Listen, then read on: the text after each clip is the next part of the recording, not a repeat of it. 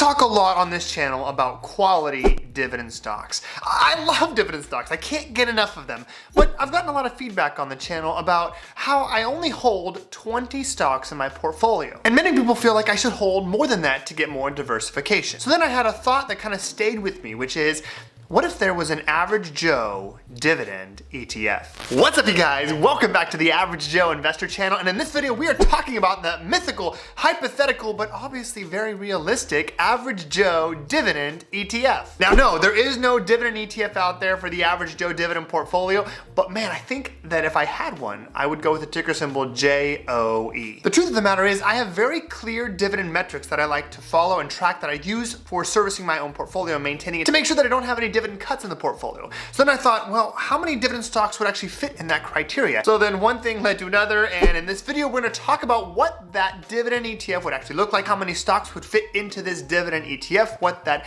yield looks like, the number of consecutive years of dividend payments, the different breakdowns in the sectors and industries, and everything in between. Oh man, I love talking about dividend stocks, and more importantly, I love talking to dividend stocks with you guys. So if you like this content, hit that like button, hit the subscribe button.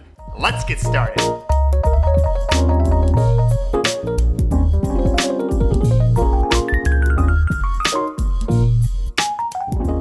Hey guys, Joe here. If you are new to the channel, make sure to hit that subscribe button below the video to make sure you don't miss any of my future videos. Make sure to leave a comment below saying you subscribed, and I promise to personally respond to your comment. All right, guys, let's go ahead and jump right into the content. Now we're looking at my dividend stock spreadsheet, and just a quick update for the audience here. Some of you guys are part of my Patreon community, and I thank you for being a part of that community. Just an FYI, I just made a recent addition to that to where I now have it accessible and formatted for Google Sheets as well. So you can access it in Excel, which I know some people like to use, and other people like to use it in Google Sheets and other formats as well. So it's in Google Sheets now. You can use that here. There's a link in the description below if you find some value out of joining the Patreon community.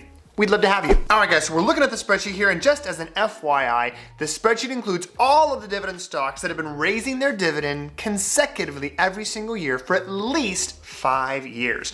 Now, just because it's on the list doesn't mean it's a good investment, because some dividend stocks are not healthy, and we'll dive into that soon. But we got them all here, and just for the record, there are, I believe, 754 different dividend stocks here. 753, I think, when you count the top line. So 753 different dividend stocks. So we've got to narrow this down here to a dividend ETF that meets my metrics. So then the next logical question would be, what are my metrics? Let's dive into that here. We've got dividend yield, for sure, we'll talk about that. We're gonna talk about dividend safety with the dividend payout ratio based on free cash flow. We're gonna talk about the dividend growth rate, the 1, 3, 5, and 10-year growth rates. And we'll also look to break down this dividend ETF amongst dividend champions, contenders, and challengers. Now, you might be thinking of aristocrats, thinking, well, what's a dividend champion or a challenger? So dividend champion is the exact same thing as a dividend aristocrat, at least 25 consecutive years of growth in the dividend every single year.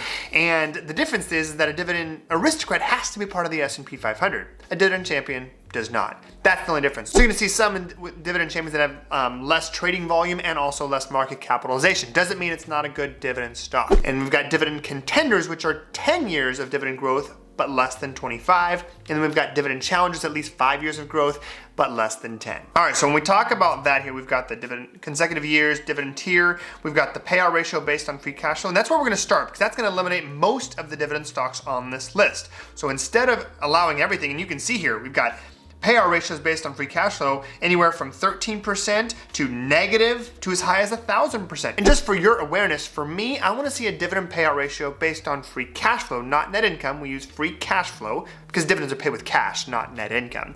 We talk about having a dividend payout ratio based on free cash flow of less than 75%. Now I'm gonna let that go a little bit higher for master limited partnerships and real estate investment trusts, but for regular dividend stocks, we're gonna keep it below 75%, and ultimately even lower than that, because the more room they have in their free cash flow dividend payout ratio, the more room they have to grow their dividend. So instead of allowing everything here, we're gonna do a filter here. We're gonna go between, and we're gonna go as low as 0.01% for the low end. We don't want to go negative, and we don't want to go too high either. So we're going to go 75.01%. So that's going to take it from 753 dividend stocks available to how many here?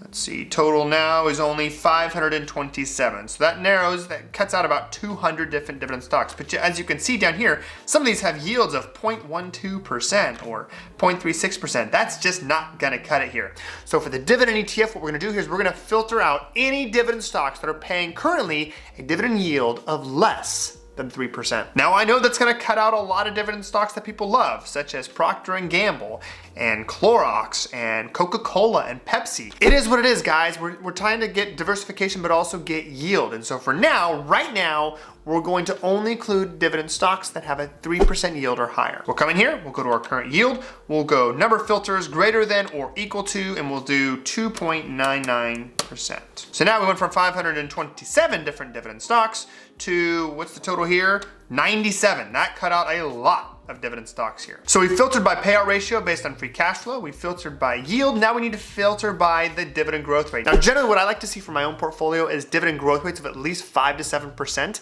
ideally more than 10% year over year. But I recognize that the most recent year with COVID has thrown a wrench in a lot of dividend growth rates, and many companies have still decided to continue to grow despite the challenges with COVID, but they grew at a little bit lower level with their dividend growth rate. So I'm allowing a little bit of leniency for the 1-year growth rate, but I expect on the 3 and the 5-year or in the 10-year is applicable to be exceeding at least 5 to 7%. I'm looking for ones that are exceeding 10% though, ideally. So let's start by taking the 1-year growth rate. So here we'll filter anything at least 2%. Now I want to get higher than that, but let's just go ahead and do it as a minimum threshold here for the 1 year. And then for the 3 and the 5 year, we'll do at least 4%. Just as a minimum threshold, just to get some of the other stuff out of the way here.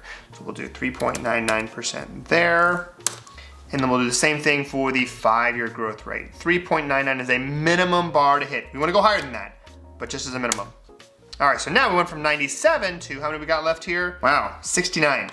All right, so then we can be a little picky here and now decide which of these dividend stocks are gonna make it in. From here, I wanted to capture some dividend stocks that were dividend champions and some were contenders and some that were challengers. I also wanted to capture some variety with the yield and the different sectors. We took all this information here and we put that into the Average Joe Dividend ETF, which is right here. From this, we have a total number of dividend stocks in the ETF of 54. 54 made the cut here. And I'll just go ahead and show you some of the metrics here. If we just sort first off by yield, we've got the highest yield here being Delek Logistics and Hess Midstream, which are in the energy sector. We've got 8.44 and 8.12%. You can see they meet all of our criteria up here. So you can see here in the list, we've got 5 different dividend champions. We've got, how many contenders here? We've got, I think, 24 different dividend contenders. And then for dividend challengers, we've got 25 different there. You can see the growth rates here. We've got a few outliers here on the 1-year growth rate, 3.79, 3.39.